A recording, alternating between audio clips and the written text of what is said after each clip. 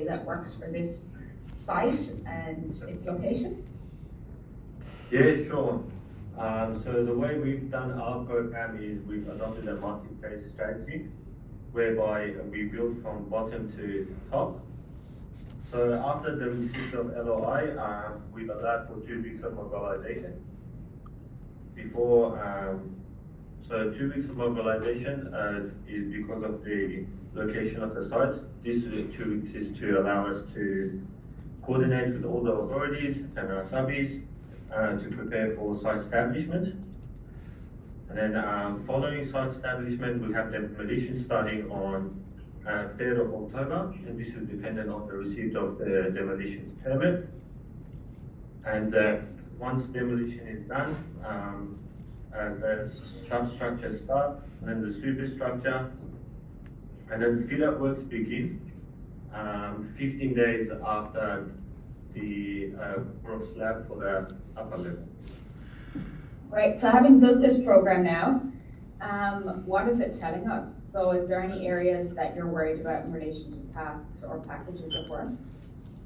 Yes, so the critical path mainly falls on the superstructure, and we've ensured that for the trades that are working to deliver the superstructure, but they have no concurrent works happening at the same time. This is to ensure that the gang is not stretched out on different places on site, so they're more focused on what they are doing.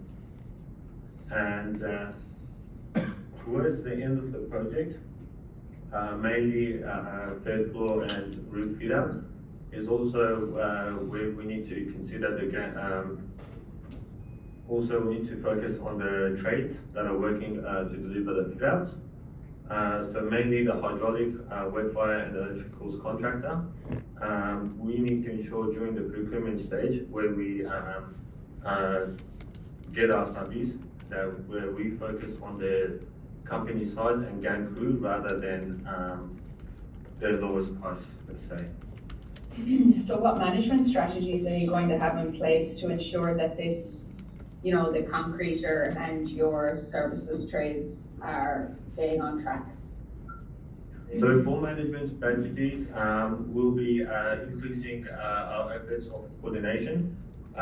We've ensured that when these trades are on site, that no other trades are distracting their work. So for example, we've facilitated the hydraulics and wet fire contractor together to come starting their rough-ins and fit-offs. This is so that they can coordinate between each other as well, so that works are streamlined. And additionally, for the trades throughout the fit-up stage, we've ensured that their works are happening right after each other. So this ensures that the trades are always on site, rather than us letting them off-site and then trying very hard to get them back on. So, what good programming techniques have you used within Microsoft Project to ensure that it reduces risk on this project? So in terms of good programming techniques, give me 1 second. So in terms of good programming techniques, I've ensured that there's not too many relationships, the works are not dependent on each other or too many relationships. They have a relationship with one task. I've ensured that the tasks, a trade's work is not dependent on another trade's work. On their own trade's work on another place.